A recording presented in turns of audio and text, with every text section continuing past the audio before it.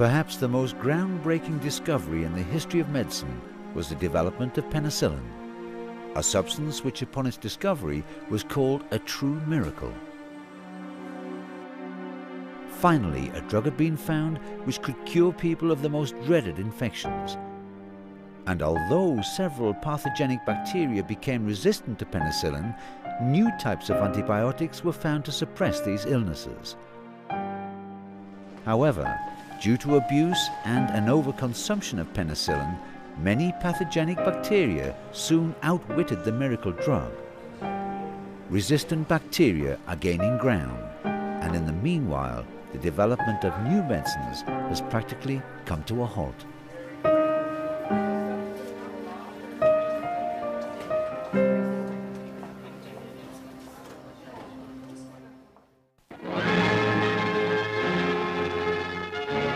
Allied casualties in Normandy received the most expert medical care science can provide. Two modern treatments, penicillin and blood transfusion, have cheated death in thousands of cases. Gangrene, from which millions have perished in past wars, has been conquered by the miracle of penicillin. Thousands of men, thanks to penicillin, will come home to their thankful families. The whole world of peace to come will reap the benefits of this great wartime medical discovery. Science has won another victory over death. Throughout most of human history, infectious germs have caused death and destruction. For centuries, deadly diseases such as the plague, tuberculosis and gangrene had befallen people all over the world, in the countryside, in cities and on the battlefield. If you go back 100 years to the mid-19th century, many more soldiers died of infection than died directly from the explosions of cannons. By World War I, already the system was changing because there was a process for handling injured soldiers. But you couldn't cure infection. You could prevent it by bandaging soldiers quickly, but often they suffered gangrene and many soldiers died from infection.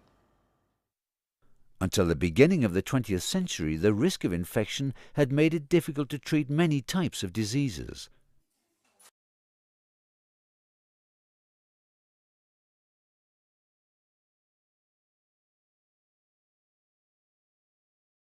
Caused significant infections in children and newborns. They contaminated wounds. So, for example, when you were in an automobile accident, there was always this great concern that there would be infection. And so in some cases, you'd almost rather amputate the leg than take the risk that the infection would take off. The hunt for medicine that can cure dreaded diseases such as syphilis, gonorrhea and pneumonia has been going on since the beginning of civilization. But it was not until the end of the 19th century that the discovery of how infectious diseases are spread came about. It was a big turning point that it was discovered that single microbes would cause the disease. And the thought was there that if we could find what was then called by Paul Ehrlich a magic bullet, something that would enter the body and seek out the invaders, namely the bacteria, then we could cure the patient without harming the patient. At the beginning of the 20th century, German doctor Paul Ehrlich developed a substance similar to arsenic with which to treat patients with syphilis. However, this proved to be toxic and had strong side effects. Then, in 1928, Scottish doctor Alexander Fleming accidentally stumbled upon a completely new medicine.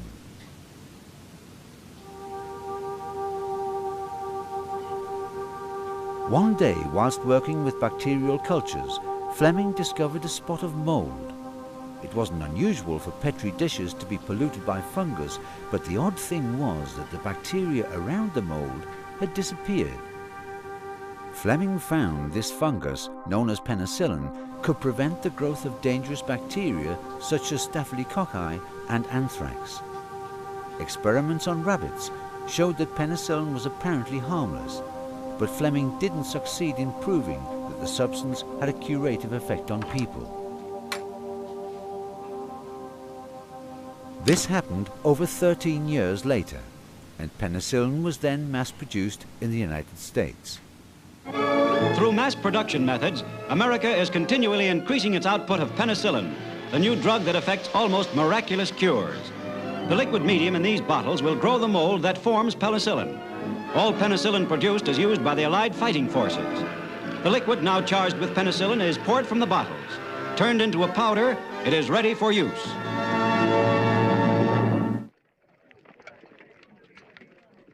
The manufacture of penicillin had great significance during World War II. On the cover of Time magazine in May 1944, it said that Fleming's medicine would save more lives than war could spend. Penicillin was widely used to save the lives of soldiers suffering from septicemia, but also to cure different types of diseases among soldiers. Every time there's a war, the venereal disease rate takes a jump. It's bad enough in peacetime, but now it's like a forest fire. No organization of saboteurs could do half this damage to our army. One of the characteristic diseases of soldiers are sexually transmitted diseases. If you imagine Europe in 1945, starving women, millions of soldiers, young men, separated from their girlfriends, from their wives, there was the beginning of a terrible syphilis epidemic. We average 30 venereal disease cases each year out of every 1,000 men in uniform. That means 300,000 men put out of action each year in a 10 million men army. Think of that, 300,000 casualties without even a battle. You could reasonably say, and I believe this to be sure, that had there not been penicillin, then syphilis would have been for Europe what AIDS later became for Africa. And that memory of this wonder drug is very important in understanding why later we came to assume that penicillin would solve every one of our problems.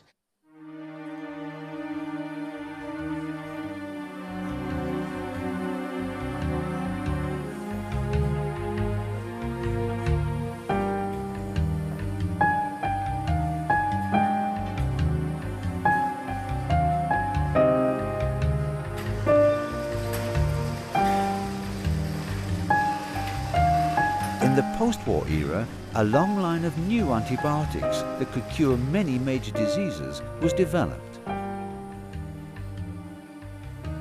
Streptomycin, for example, cures tuberculosis, and tetracycline is used to treat pneumonia. In just under 30 years, the mortality rate of young patients suffering from pneumonia fell tenfold.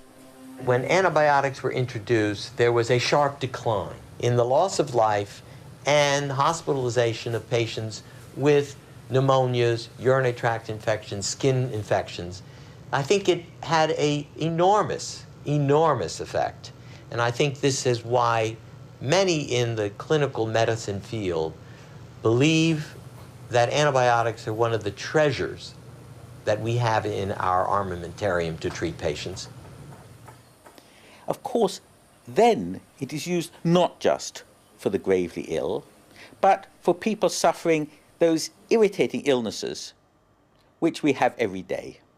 The irritating infections, the sore throats, the sore fingers. And of course, maybe even, we think these will not only make my life longer, but also happier.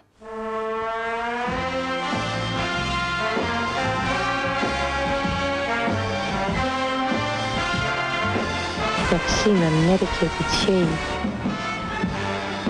In fact, you could get penicillin in face creams. You could get it in cosmetics. And the effect of that, of course, was if you had a small infection, it would work. But basically, the whole idea that was conceived was that this was a miracle drug for many different ailments.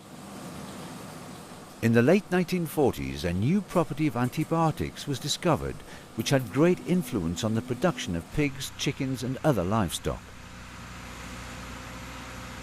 One of the manufacturers of a tetracycline, which comes from a soil organism, had this huge pounds and pounds and pounds of the protein left over from the organism after they had extracted their tetracycline.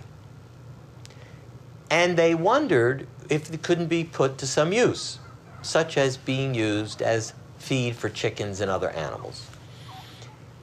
When they added this carcasses of bacteria to the normal feed, they found that the animals grew bigger for less feed. And the discoverers thought they had found a new vitamin. Rather early on, they realized that it was actually the fact that there was still antibiotics left in this product that made the animals grow faster. And it was then realized that if they just added low amounts, fairly low amounts of antibiotics to the feed throughout the life of the animal, it would grow faster than would otherwise be the case. So antibiotics very quickly became a production tool, not a medicine. It was not even talked about or seen as a medicine. It changed the industry overnight. Animal producers worldwide began to seek out antibiotics to add back to the feed or buy it already in it. And no one was particularly concerned about what it might be doing outside the animal.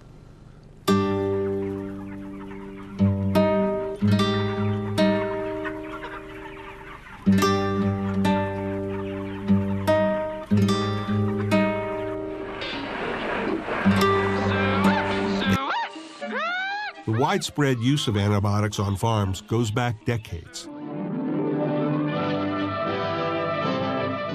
They were first used on animals in the 1940s.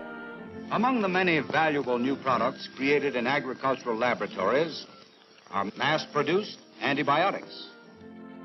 It was at a time when agriculture was really changing and really becoming much more of a, at that time, it was not a pejorative, but it was an industrial model. So farms were getting bigger. Animals were getting put closer together. When you put the animals closer together and have them confined, then it's a lot easier to pass diseases back and forth. Giving them a little bit of antibiotic sort of seemed to fix that problem and sort of put a Band-Aid over it anyway. But there was another benefit, one they had not anticipated. The power to promote growth. Note the weight of a chicken raised for 8 weeks on a regular feed. Now another chicken nourished for the same period on regular feed plus terramycin, a 15% increase in growth. They had discovered that if you add these drugs to the feed of animals, they were very useful in increasing the productivity of the animal. They kept them healthy. That was the main thing. They reduced loss and sicknesses in their animals. And they also discovered that it gains the same amount of weight on less feed. Feed is a very big cost. Once something special for Sunday dinner, chicken, inspected and graded, is now thrifty every day. People don't realize how expensive chicken used to be. So antibiotics helped us get to inexpensive chicken. Inexpensive and higher quality chicken, yes, higher quality chicken. And pork and beef as well. With the help of antibiotics, American meat production has tripled over the last 50 years. But with the growth also came concerns. As early as the 1960s, the British government sounded an alarm in a study called the Swan Report. This was a milestone report. They said that antibiotics shouldn't be used to get the animals to grow faster because one of the unintended consequences was antibiotic resistance. Yes, it was economically short-term good, but in the long term, antibiotic resistance was a real problem. But the report did not establish a direct link between farm antibiotics and human illness. And that's still the question today. In the 1950s, the sales of antibiotics became big business, and thousands of tons were used to combat disease. And in livestock, it was used as a growth promoter. The miracle drug, however, began to have its drawbacks. Fairly soon after their introduction, there was a small cloud on the horizon in that initially staphylococci, which were one of the bacteria, one of the groups of bacteria that one was really concerned about in terms of serious wounds and wound infections, began to show resistance to penicillin. Pathogenic bacteria could apparently become resistant to penicillin. Back in 1945, in the New York Times, Alexander Fleming warned against the uncontrolled use of penicillin and also pointed out that taking too small a dose made a good breeding ground, as bacteria could survive small doses. No one took notice of Fleming's warning, and it wasn't until the 1960s that people realized the miracle drug could fail. Late in 1967, there was a small outbreak of an E. coli in the children's wards in a hospital in northeast of England in Middlesbrough. 11 children died. Almost all of them very weak. They had been born prematurely. And as far as the medical profession was concerned, this was not either unusual or terrifying. It was disturbing because the E. coli which killed these children was resistant to antibiotics. And the press in 1967 realized the public did not know that children were dying in British hospitals of E. coli. This became a terrible scandal, and E.S. Anderson, a very active scientist within the public health laboratory, warned that it was conceivable, he couldn't prove it, but it was possible that the resistance which E. coli had acquired had been developed in animals. So that here was an example, possibly a warning of a much worse epidemic to come. Due to public concern, the British Parliament set up a committee to investigate whether the use of antibiotics in livestock could increase the growth of resistant pathogenic bacteria. The Swan Committee came up with some very bold conclusions that animals were a source of resistant bacterial infections in humans, and that the use of antibiotics in the animals did make the bacteria in the animals resistant. So they actually claimed and to some extent proved a link between the use of antibiotics in animals and resistant bacteria in humans. The Swan Committee's recommendations brought about a ban, first in England and later in other European countries. In husbandry, 4 different types of antibiotics were banned, as they're vital in combating human diseases. But the use of other types of antibiotics as growth promoters in livestock continued to rise.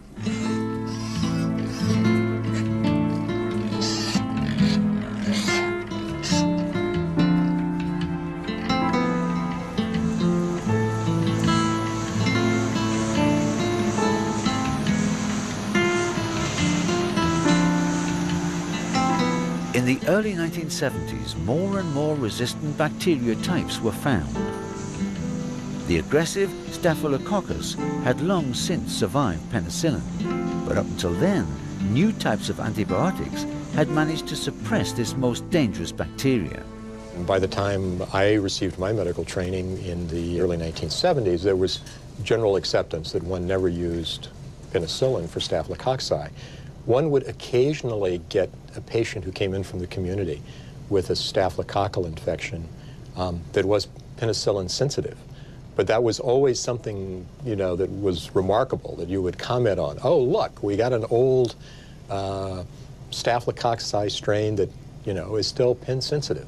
But we had another drug that was you know, related to the original penicillin design. And so consequently, people didn't think too much about it. But there were grounds for concern, for in the 1970s, diseases which previously had been partly suppressed returned. The number of cases of tuberculosis began to rise, and gonorrhea could no longer be cured by many types of antibiotics. Many pathogenic bacteria began to show signs of multi-resistance. If you have a community of bacteria of which 1 or 2 have picked up a resistance trait, and you add the antibiotic, only those with the resistance will survive, and the next thing you know, you have a community of resistant bacteria. And yeah, they are kind of trading weapons. It's almost, you know, like trading baseball cards in which you give me yours, I'll give you yours, but often they don't lose the one they give, they just make another copy and give it to a next bacterium. There's no purpose in it. I mean, this is all events that are happening, but you're talking about millions of bacteria, you know, sitting on the space of the tip of a pin. They're very close together. They can exchange lots of things. And then they separate out, grow again, and if they're confronted with an antibiotic, they'll survive if they're resistant, and they'll die if they don't. One of the most dreaded bacteria, the golden Staphylococcus aureus, had also become multi-resistant. For several years, Staphylococcus aureus was resistant to penicillin, but now the bacteria could not be suppressed by penicillin's successor, methicillin. MRSA, or the superbug as it's also called, is dreaded in every hospital because it can spread infection during operations and thereby disrupt patient treatment. You have patients who go in for what should have something they look forward to, what should be a hip surgery which will let them walk again with ease, and instead they emerge, months later after, months of antibiotics, hospitalization, therapy, with a totally dysfunctional joint and complete disability. I mean, what we see is that these are devastating infections, and the increasing problems with treating them can, particularly for individual patients, can be devastating. On top of a motorcycle accident, MRSA is something Bob Rice really didn't need. The germ also caused infections in other areas. On many of his sites where he had what we call the donor sites for plastic surgery, plus other open areas, and including the intravenous access site that he needed so he could receive fluids and drugs. And he got an infection on what we call a central line, which is placed up here into one of the large veins. And then he developed infection in his bloodstream from that required ongoing and quite prolonged antibiotics. Roger Pudney was not so lucky. An abscess in one leg from a suspected spider bite changed his life, for the worse. For 6 months, he was isolated and pumped full of antibiotics. But Roger Pudney lost the fight. The only recourse was amputation.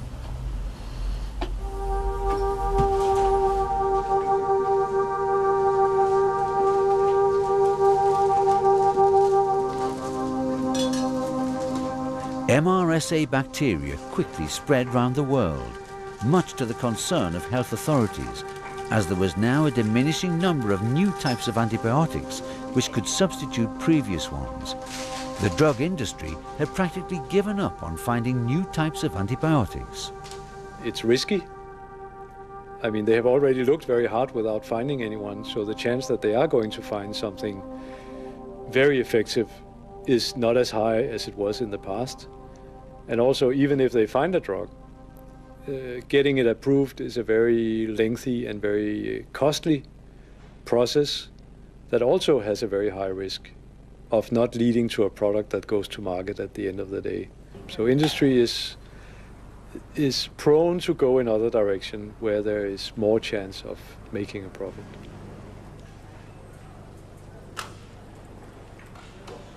The dreaded multi-resistant MRSA could still be wiped out by one antibiotic, vancomycin, which is one of medical science's last big guns to be fired at advancing bacteria.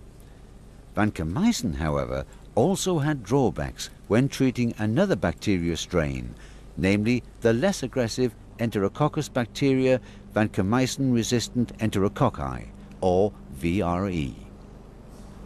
We picked up the first strain of VRE in 1989, and we sort of thought, again, when these things show up as sort of an oddity, the director of the clinical microbiology laboratory called me up and said, guess what we found? It was sort of exciting, fun, novel, and we didn't think that much about it. But then all of a sudden, over the next year or two, we started seeing more of them, and more of them, and more of them. And it stopped being a novelty and started to become a very serious medical problem. Up to this time, vancomycin was beginning to be used to treat the Staph aureus, which was resistant to most other antibiotics. So it was a life-saving antibiotic. So now you see another bacterium carrying vancomycin resistance. That was not good. And I can remember that there were hospitals that had the problem, but many that did not. But by the mid-1990s, virtually every hospital had VRE. We had deaths in this hospital due to vancomycin-resistant enterococci. Deaths where if the patient had been infected with a susceptible enterococci, we could have saved them. These were patients who we had done horrendous things to in the sense of You know, these were patients who had had cancer chemotherapy or a bone marrow transplant or something similar. But again, we had done the bone marrow transplant with the assumption that we could always treat whatever infection resulted. And now suddenly we could no longer give patients that reassurance. We can no longer tell them, don't worry if you become infected, we can treat it. And so we had deaths. In just a few years, VRE bacteria were widespread.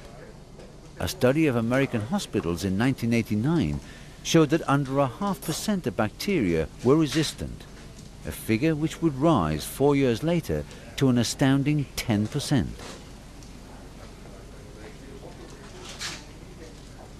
The spread of VRE caused much concern, even more so when Danish studies showed that VRE bacteria developed during pig and chicken production by a growth promoter that's related to vancomycin. So, resistant bacteria in animals were ruining the effect of a vital drug for humans. The use of avopacin did select for vancomycin-resistant enterococci in swine production and in poultry production. And we proved that resistance genes that encode resistance in the bacteria were the same in those animals that could be found in the food and in the humans. And we also showed that resistant enterococci could transmit from animals to food and most likely also to humans. The Danish studies resulted in a ban by the European Union. First, avopacin was banned in 1996, and during the next 10 years, all growth promoters were similarly banned.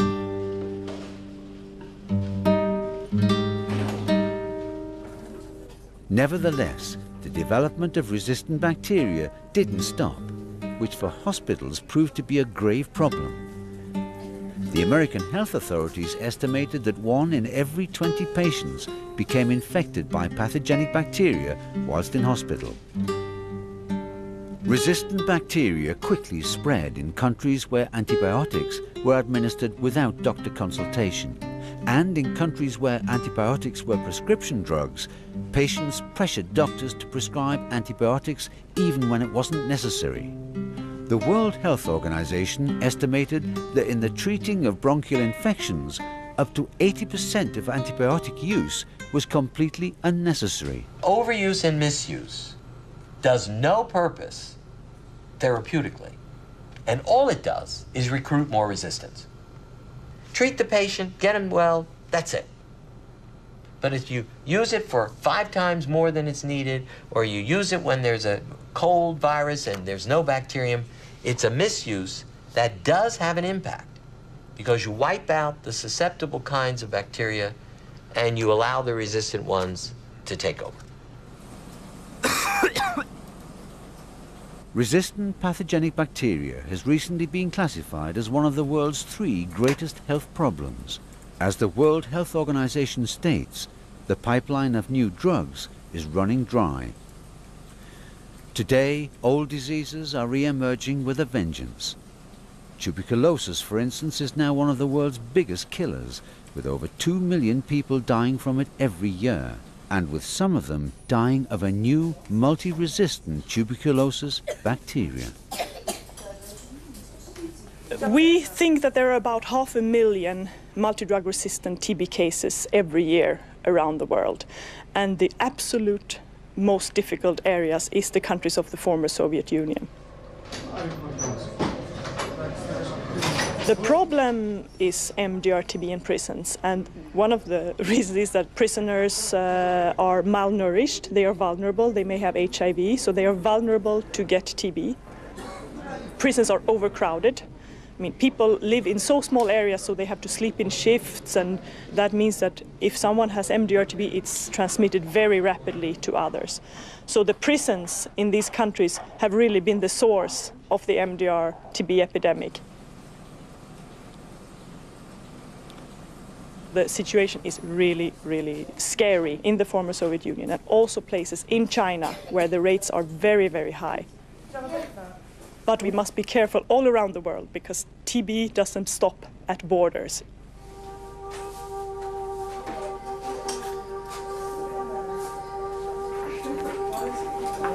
For the last 50 years, the age of antibiotics, we have had, if you will, a free ride. It's been wonderful.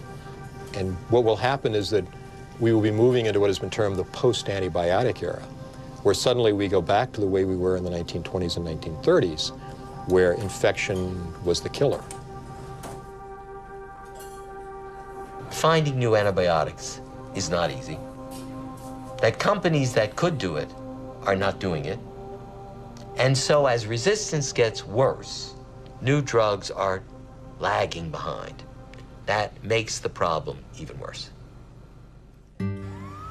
More than 20,000 people a year are dying from these infections, and as many as 2 million get sick from them.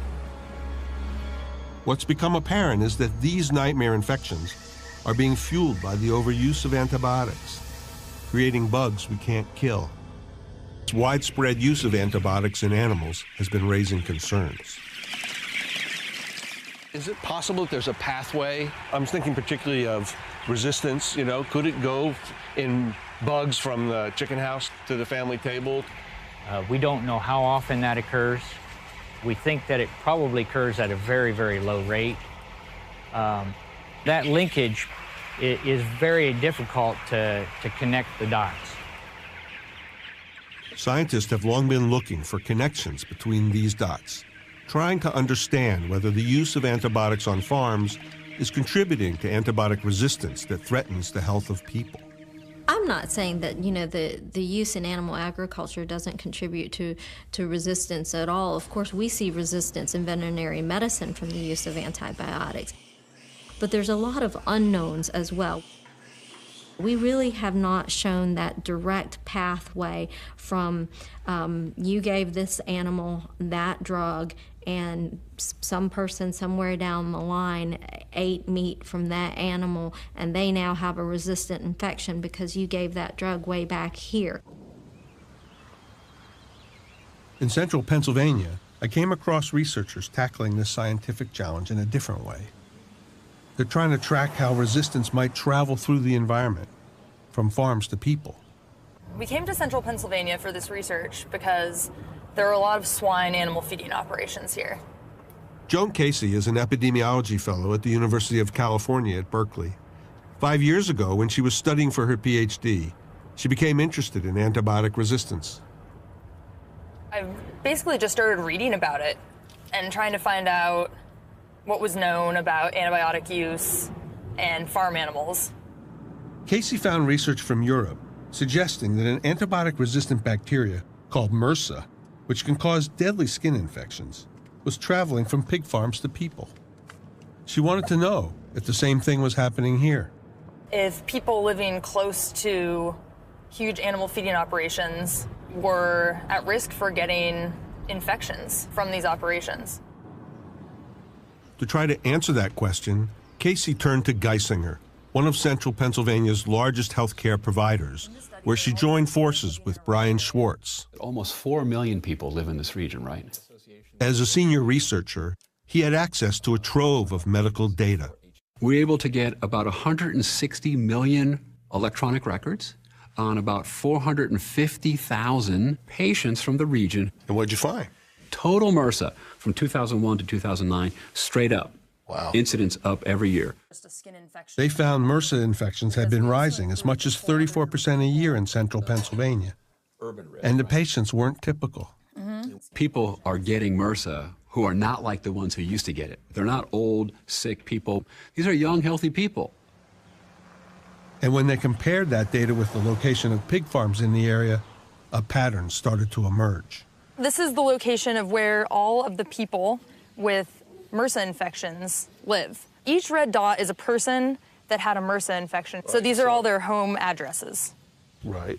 So what I can show you here is the location of the swine operations in this region. Each of these barns represents a large confined animal feeding operation. So let's look at this next one. Yeah, so let me show this to you. So what is this? So there's some nice overlap you'll see between where the MRSA cases are and where these large swine farms are. You can see that there's some people with these infections living very close to animal feeding operations. And this is the only study that's really been done in the United States that's looked at rural areas and MRSA infection. Their theory was that the MRSA causing some of the infections was coming from pig manure. Every year in this area, there's about 600 million gallons of animal manure spread onto crop fields. When you have antibiotics in animal feeds, the manure is loaded with undigested antibiotics. It's loaded with antibiotic-resistant bacteria, and it's loaded with the genes that the bacteria can transfer back and forth to each other that allowed them to become resistant. But help me understand, how does it get from being put on a field as fertilizer for crops to threatening me living in my house? So you put the manure on that crop field, and it doesn't rain for a month. And the soil gets dusty, and a big wind comes by. It goes airborne. It can travel by air.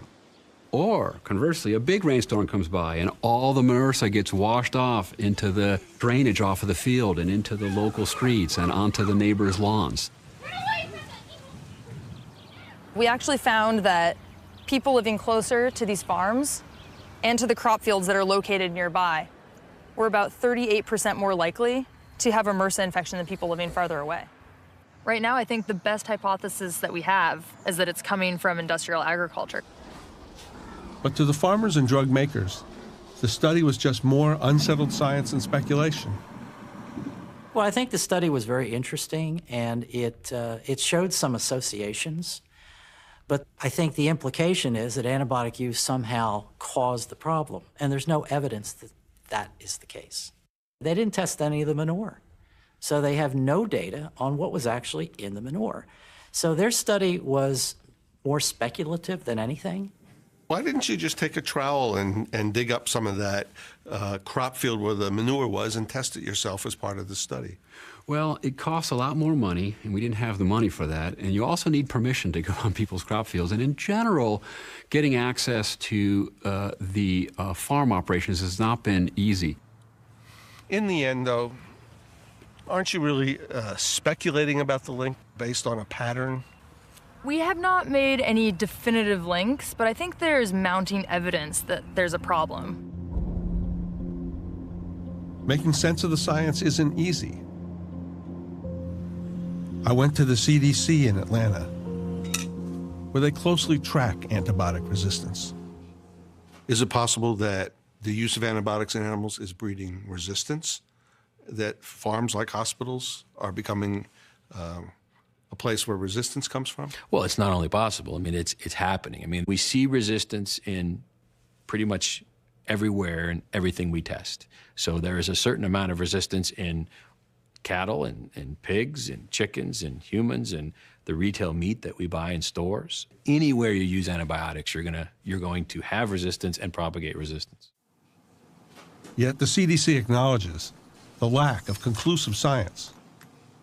It's very challenging to link the use of a particular antibiotic in a particular herd of animals to a particular human illness.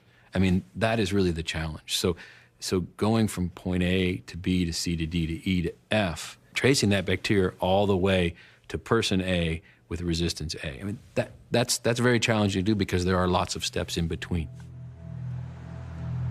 The agency with the authority to regulate antibiotics is the Food and Drug Administration. Inside their archives, I found the story of how the agency tried to reduce the use of farm antibiotics nearly 40 years ago. It was 1977. The FDA had a new commissioner, a Stanford biologist named Donald Kennedy. Members of my staff got some documents to me that convinced me that we really had a difficult problem to deal with. Livestock had been dosed up just to make the animals put on weight faster. One of Kennedy's closest aides was Tom Grumbly. He had passion about this issue, almost from the beginning. And the way he would express it was, look, I don't know whether antibiotic resistance is going to come more from the human use of antibiotics or from the animal use. But I know that there's really no difference. Based on the advice of top scientists, Kennedy proposed restrictions on two of the most widely used farm antibiotics, penicillin and tetracycline. He feared that by overusing these drugs, farmers were fueling antibiotic resistance and threatening the health of people. We're creating resistant organisms that may ultimately transfer that resistance to organisms that cause human disease. I thought we were doing exactly the right thing. The trouble is that you don't always find that as easy as you would hope. Opposition to the proposal was immediate. Farm lobbies and industry groups attacked it as theoretical speculation and said it would be financially ruinous. One of the most vocal opponents was the animal drug makers group, the Animal Health Institute. AHI was against that at the time. Do you remember why?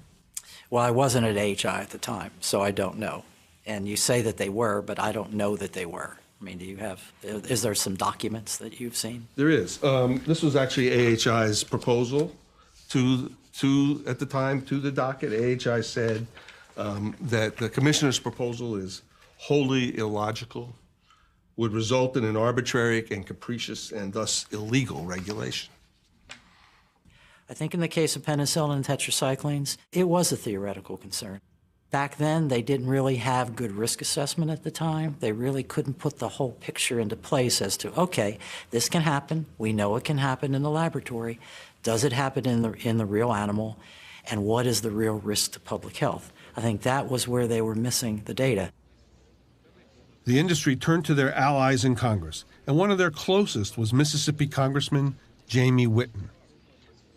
His informal title was the Permanent Secretary of Agriculture, a title he held for several decades. Whitten chaired the subcommittee that controlled the entire FDA budget. We were at the mercy of Representative Whitten, who basically made it clear that unless we got much more scientific evidence, he was going to cut the heck out of the FDA budget. So he said that unless you guys would study this and get more information, he was going to cut the budget. And that's a pretty serious threat from Whitten, right? I mean, he's a powerful guy. That was no threat. That was no brag. That was truth. He would have. The proposal was shelved. When you proposed this in 1977, it wasn't settled science. You said you were confident about it. And I just wondered, did we know enough? I think there was a search for what we used to call the smoking gun. That is, a particular antibiotic carried over and so forth. I think it was vulnerable enough to the argument that you haven't really shown us the smoking gun, that it failed in its time.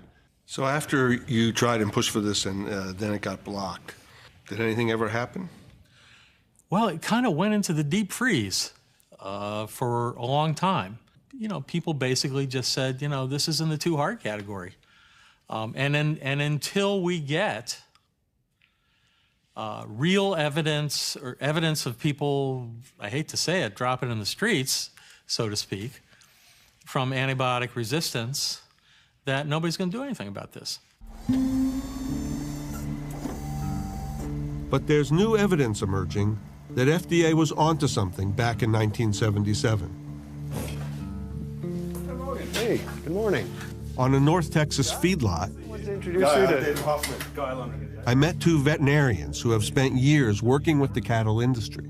Guy and I have been working together for the last 10 or 12 years on many of these issues, actually. We've done multiple projects on antibiotic resistance. We've been working extensively on this and making progress. It's evolving progress, but we're making progress.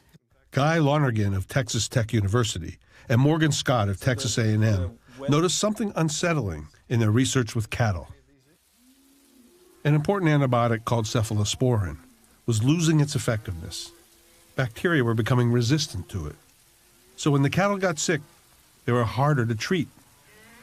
But the scary part was that unlike most farm antibiotics, cephalosporins are critically important to humans too. Okay, they're so critically important because there are certain types of infections for which they are one of only few choices available to treat these infections. I'll give you one example. So clinical salmonellosis in children and in many cases pregnant females, are limited. Some drug classes can't be used. So they're very valuable for children. Yes. Yes. Okay, well, let me grab a bit of dry. To try to save cephalosporins for both animals and humans, they designed a novel experiment. Interesting, wouldn't it? The idea was to use more tetracycline, an older drug less important to people, with the hope of reducing resistance to cephalosporins. Good. Well, let's go sample. All right. I see. So you were hoping to essentially play a little bit of a game here, that by using one antibiotic, which didn't have big consequences for human health, you could preserve and protect one that was important for human health. Exactly. Most of the world doesn't care about tetracycline resistance. They care a lot about cephalosporin resistance. Okay. So obviously, I think you're going to want these, and I'm going to want them too. Thank you. And the lid should be there in the cup as well. It was cutting-edge science, but it started with a plastic spoon. We collected fecal samples directly from the animals, and from those fecal samples, we grew generic E. coli. We'll put the samples in the cooler ready to send. So we're going to ship these down to College Station to do the microbiology work. When they took their samples to the lab, they got a big surprise. It was like, okay, this isn't going the way we thought it would. We actually saw that resistance went up, which was not what we hypothesized. Resistance went up to cephalosporins, the drug they were trying to save. And this is what the FDA had been worried about in 1977, that the use of tetracyclines could accelerate the overall spread of antibiotic resistance. Our viewpoint historically has been that, sure, tetracyclines aren't that important for human health, so why worry about them in animal agriculture? But they may be more important than we think, not because of their use in human medicine, but because they can expand resistance to critically important drugs. I was surprised to find out that farmers aren't required to report how many antibiotics they're using or for what purpose. So we don't even know how many antibiotics are used on turkeys as compared to chickens. No, we do not.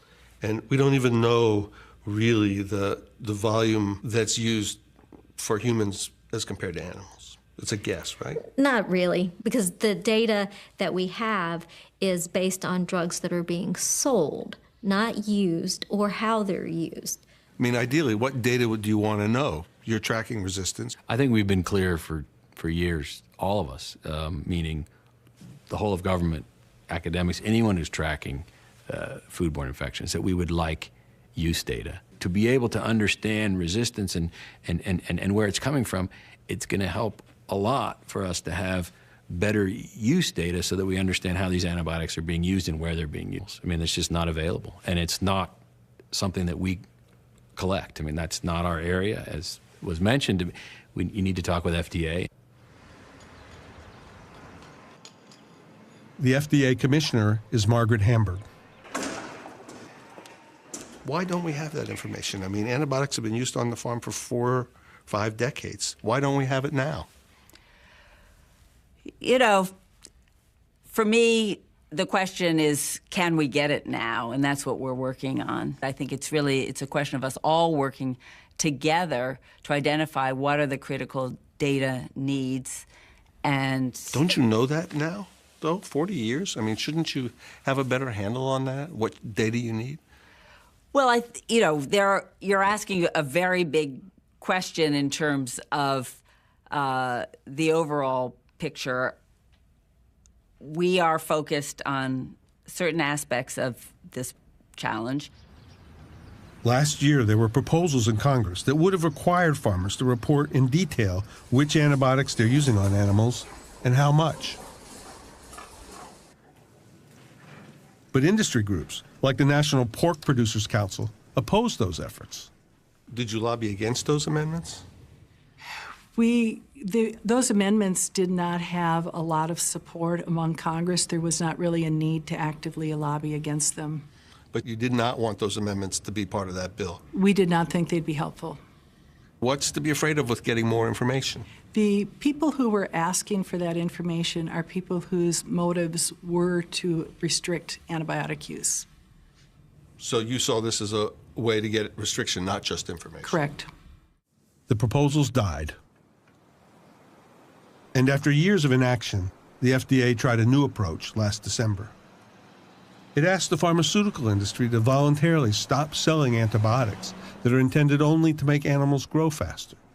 We actually believe that by taking a voluntary approach, we are going to move towards our goal of getting these antibiotics out of use for growth promotion in a more effective and speedier way than if we actually tried to go drug by drug to pull them from the marketplace. The drug makers agreed to phase out these so-called growth promoters over the next 3 years, and the FDA will require greater supervision of all antibiotic use by veterinarians.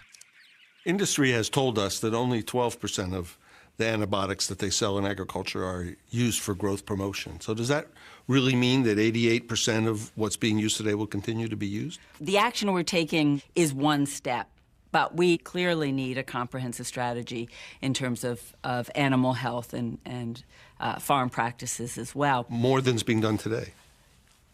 Oh, I think, we view what we're doing as part of a broader process. I think FDA is very cautious, and because of the history that they had in the 70s where they tried this big step and Congress told them no, I think FDA is taking some baby steps. I think they could be much bolder. I mean, we know what they're going to do. They're going to do this voluntary thing, right? But if they're not collecting the data to verify that people are changing the way they're using antibiotics, that the program is working, what's the use? How do we evaluate the success of this program without collecting data? It's been nearly 40 years since the government first tried to limit the use of antibiotics on farms. Has anything really changed in those 40 years? Yeah, the use of antibiotics has gone up. And certainly the problem of antibiotic resistance in human beings to drugs has gone up substantially. We live in a shared environment. Bacteria that we can find in animals, we can find in people. And bacteria that we find in people, we can find in animals. So the route by which they move between them may not be that important. But the fact that they move between the two populations is important.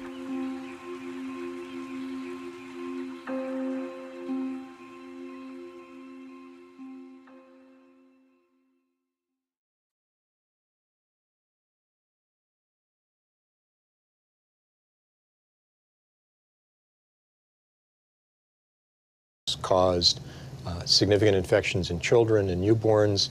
They contaminated wounds. So, for example, when you were in an automobile accident, there was always this great concern that there would be infection. And so in some cases, you'd almost rather amputate the leg than take the risk that the infection would take off. The hunt for medicine that can cure dreaded diseases such as syphilis, gonorrhea and pneumonia has been going on since the beginning of civilization. But it was not until the end of the 19th century that the discovery of how infectious diseases are spread came about. It was a big turning point that it was discovered that single microbes would cause the disease. And the thought was there that if we could find what was then called by Paul Ehrlich a magic bullet, something that would enter the body and seek out the invaders, namely the bacteria, then we could cure the patient without harming the patient. At the beginning of the 20th century, German doctor Paul Ehrlich developed a substance. Gangrene, from which millions have perished in past wars, has been conquered by the miracle of penicillin. Thousands of men, thanks to penicillin, will come home to their thankful families. The whole world of peace to come will reap the benefits of this great wartime medical discovery. Science has won another victory over death. Throughout most of human history, infectious germs have caused death and destruction. For centuries, deadly diseases such as the plague, tuberculosis and gangrene had befallen people all over the world, in the countryside, in cities and on the battlefield. If we go back 100 years to the mid-19th century, many more soldiers died of infection than died directly from the explosions of cannons. By World War I, Already the system was changing because there was a process for handling injured soldiers. But you couldn't cure infection. You could prevent it by bandaging soldiers quickly, but often they suffered gangrene and many soldiers died from infection. Until the beginning of the 20th century, the risk of infection had made it difficult to treat many types of diseases. The liquid medium in these bottles will grow the mold that forms penicillin. All penicillin produced is used by the Allied fighting forces. The liquid, now charged with penicillin, is poured from the bottles. Turned into a powder, it is ready for use.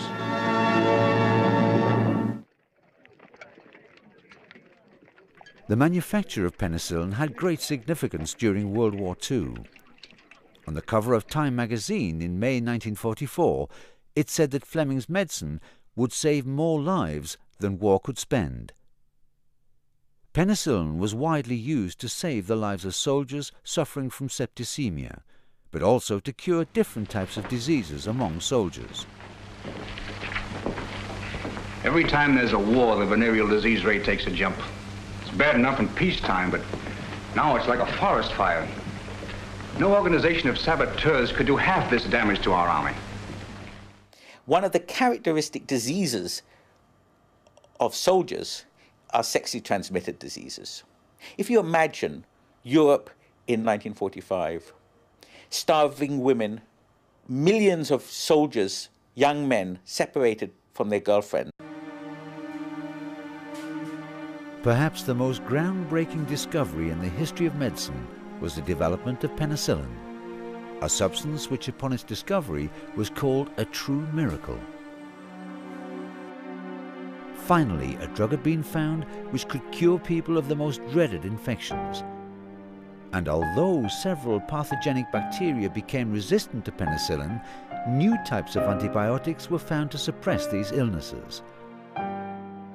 However, due to abuse and an overconsumption of penicillin, many pathogenic bacteria soon outwitted the miracle drug. Resistant bacteria are gaining ground, and in the meanwhile, the development of new medicines has practically come to a halt.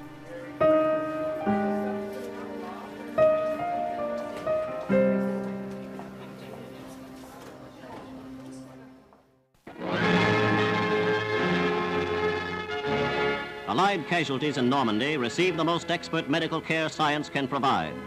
Two modern treatments, penicillin and blood transfusion, have cheated death in thousands of cases.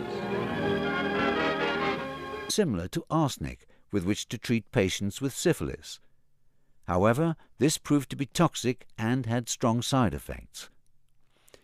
Then, in 1928, Scottish doctor Alexander Fleming accidentally stumbled upon a completely new medicine.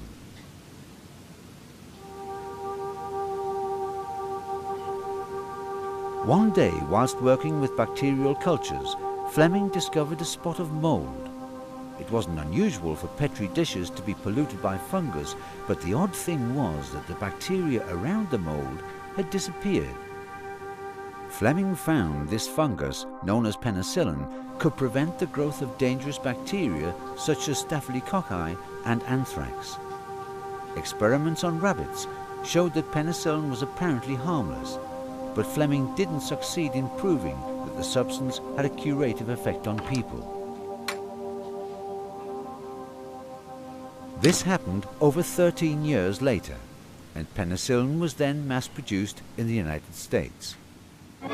Through mass production methods, America is continually increasing its output of penicillin, the new drug that effects almost miraculous cures.